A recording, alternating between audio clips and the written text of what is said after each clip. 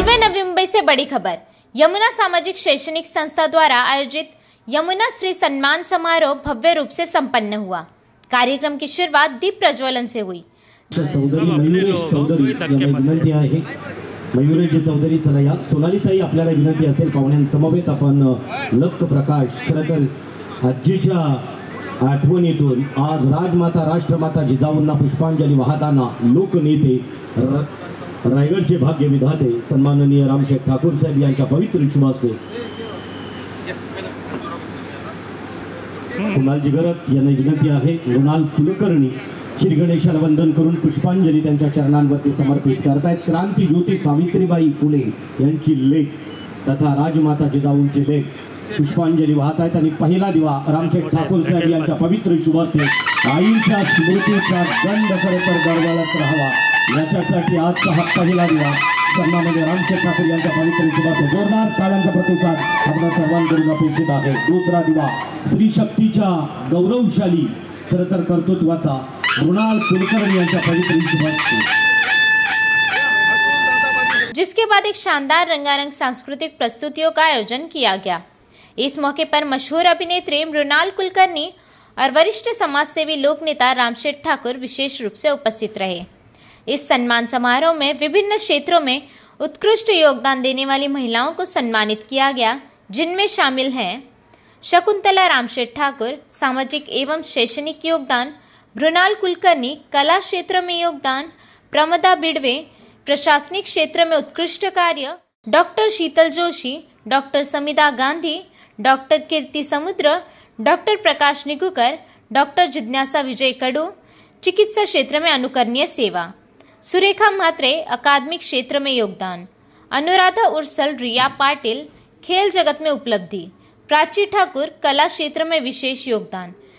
यमुना खूप मनापासून आभारी आहे। त्यांच्या हस्ते मला पुरस्कार मिळाला, त्यांचे शब्द मी आता ऐकत होते। इतके प्रोत्साहित करणारे शब्द, इतकं आदरणीय वाटणारे व्यक्तिमत्व यांच्या हातून माझा सत्कार झाला, ही माझ्यासाठी फार मोलाची गोष्ट आहे। खूप मनापासून धन्यवाद। मी स्वामी नावाच्या मालिकेतून कामाला माझ्या सुरुवात केली आणि त्याच्यामध्ये एक फार सुंदर काव्य होतं। ते काव्य असं होतं, ते खरं तर तुम्हा दोघांनाही लागू आहे म्हणून आज मला त्याची विशेषत्वाने आठवण झाली।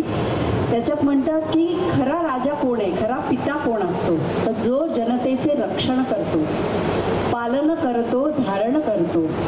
जो जनतेचे रक्षण करतो, पालन करतो, धारण करतो म्हणजे सांभाळ करतो, तोच पिता साक्षात मानावा, त्यालाच आपला पिता मानावा। जन्म देई तो निमित्त केवळ। जो जन्मदाता असतो तो जन्म देतो, पण त्याच्या पुढे जो आपला सांभाळ करतो, जो पुढे आपल्याला प्रोत्साहन देतो, जो पुढे आपल्या पाठीवर हात ठेवतो आणि जो पुढे आपला हात धरून आपल्याला चालवत राहतो, तो खरा पिता असतो। आणि असे दोन पिता, आज एक सिनियर पिता आणि एक ज्युनियर पिता मला इथे दिसत आहेत। मला खूप आनंद होतो आहे तुमच्या सगळ्यांच्या उपस्थितीत हा सन्मान स्वीकारताना। मी खरं सांगते की मी या गावात पहिल्यांदा आले आणि मी जेव्हा तो अटल सेतू मार्ग सोडून डावीकडे वळले, मला वाटलं अरे बापरे कुठे कार्यक्रम आहे काय माहिती होता, हे नाव तर मी कधी ऐकलं नाही गावाचं। पण मी आत आले आणि मला इतका आनंद झाला, इतकं सुंदर गाव आहे हे, इतकं सुंदर ठिकाण आहे आणि खरंच सुंदर सुंदर बंगले आहेत इथे। त्यामुळे शूटिंगवाल्यांची वाकडी नजर इकडे वळू देऊ नका अजिबात। पण या सुंदर शहरात मला येता आलं आणि इथली समृद्धी बघता आली, याचाही मला खूप मनापासून आनंद होतो। आज या पुरस्काराच्या निमित्ताने मला इथे बोलवलं। इथे एखादा प्लॉट मिळतोय का बघते आता मी, म्हणजे इथलीच रहिवासी झाले तर फार बरं होईल। पुन्हा पुन्हा इथे यायला मिळालं, तुम्हाला मनापासून आनंद होईल। पुन्हा या पुरस्कारासाठी मी आपली मनपूर्वक आभारी आहे। मी जे काम करते ते आपल्याला आवडतं, त्याची ही छोटीशी पावती आहे असं मला वाटतं आणि या पावतीबद्दल खूप मनापासून धन्यवाद। यमुना सामाजिक शैक्षणिक संस्था के संस्थापक महेंद्र घरत और सचिव शुभांगी महेंद्र शेठ घरत इस मौके पर बेहद खुश नजर आए। उन्होंने मीडिया से बातचीत में इस सम्मान समारोह की सफलता पर प्रसन्नता व्यक्त की और सभी अतिथियों का धन्यवाद किया। आपण महिलांना सन्मान दिला पाहिजे। आपण सांगतो लाडकी बहीण अनेक योजना आल्या, 50% महिला आहेत, महिलांवर सगळं जग चाललं आहे। आज महिलां सगळ्या क्षेत्रात पुढे आहेत। पण त्यांना जो आपण सांगतो का अजूनही मी जेव्हा आयलोला लढतोय आपण जगातल्या जवळजवळ 180 देशांमध्ये जेव्हा तिथं जेंडर इक्वॅलिटीसाठी लढाई सुरू आहे तरी महिलांना सन्मान तो दिला जात नाही जो द्यायला पाहिजे. अधिक आज महिला एवढ्या शिकलेल्या असतात, मी सांगतो नोकऱ्या लावताना मला वर्षाला 200-300 नोकऱ्या मी देतो पर डे एक नोकरी, पण महिलांना नोकरी द्यायची असेल तर अधिकारी वर्ग महिला असली तर त्याला विरोध करतो. पण जेंडर इक्वॅलिटीसाठी आपला जो लढा आहे त्या महिलांना सन्मान दिला पाहिजे. आज या महिला ज्यांचा आपण सत्कार केला या कोण आहेत, स्वतःच्या ताकदीवर पुढे आलेत, त्यांना महिला म्हणून समर्थन नाही आहे. त्यांच्या वैद्यकीय क्षेत्रात असतील, एज्युकेशनमध्ये असतील, तिरंदाजीमध्ये असतील, जिथं जिथं ते आहेत ते त्यांच्या कर्तृत्वावर आलेले आहेत आणि म्हणून त्यांचा सत्कार करून त्यांना प्रोत्साहित करणं, त्यांचा आदर्श इतर सर्व महिलांनी घेतला पाहिजे आणि त्यांना समाजामध्ये पुढं आणलं पाहिजे. ही आपली मुवमेंट आहे. आईच्या आपण सांगतो की आईचं स्मृतिप्रित्यर्थ आपण सन्मान देतो, आपण चांगल्या पद्धतीने काम करतो आहे आणि एक आपण यांना एक चांगलं व्यासपीठ देऊन त्यांचा सत्कार करणं हा त्याच्यामध्ये आपला उद्दिष्ट आहे. निश्चितपणे आम्ही सांगितलं का आम्हाला 10वीपर्यंत चप्पल नव्हती पायात, आम्ही अशातून आलो आहे. जेव्हा आम्हाला पाणी प्यायचं असलं तेव्हा विहिरीमध्ये आपण 30 फूट खाली जाऊन जो साचेल पाणी तो आपण आईच्या किंवा बहिणींच्या बरोबर काम केला.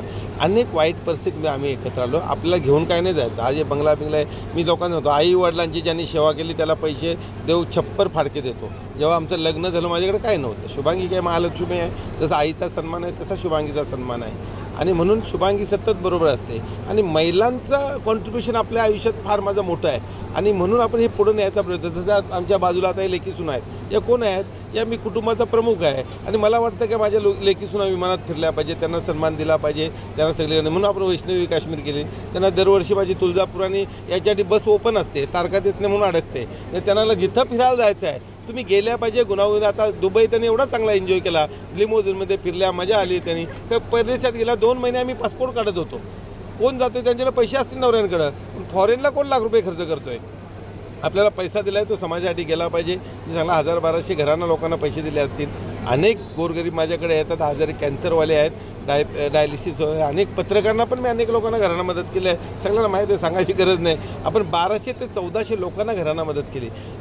मला मिळणारा 1 रुपयापैकी 70 पैसे समाजासाठी असले पाहिजे. जाताना मी रिकामा जाणार आहे. मी काय सांगितलं एवढा मोठा बंगला आहे, माझा काही इमेजिन नव्हतं. लग्न झालं तिला सांगितलं हां का झिलमिल सितारो का अंगण होगा, तुला चांगला बंगला असेल.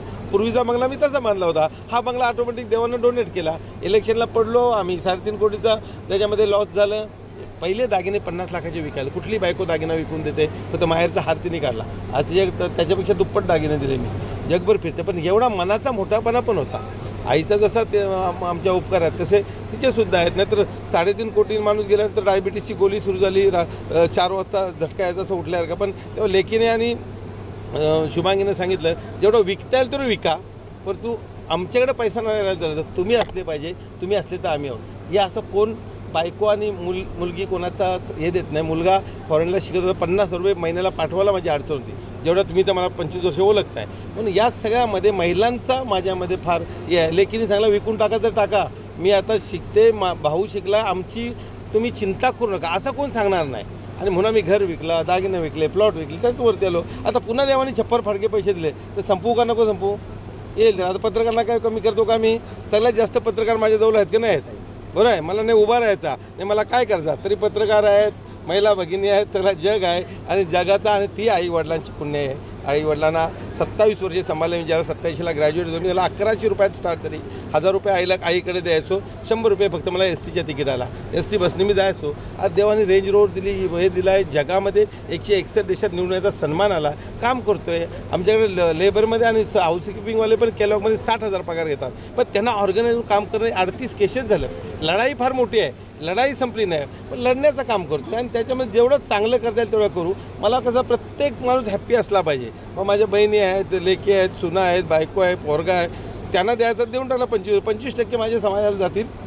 मी कमवणार ते समाजासाठी असणार. ऑब्जेक्शन त्यांचा असतो, कशासाठी खर्च करताय, 6-6 कोटीचा खर्च आहे, याचं द्यायचे आहेत, रिसॉर्टचं द्यायचे आहे, पण देईल ना, त्याचा काम आहे का नाही? मी पैसे वाटले तर तो देतो. ज्या दिवशी माझ्याकडे पैसे साधले त्याच्यानंतर 1 रुपया येत नाही. पण माझं म्हणणं आहे तुमच्याकडे पण पैसे असले ना, भले 5 रुपये लोकांना द्या, पण द्यायला सुरुवात करा, तुम्हाला 50 रुपये परत येतील. हा समाज शिकवणार. रामशेठला मी ते फॉलो करतो. आईवडिलांचा सन्मान, समाजाचे आपण आहोत.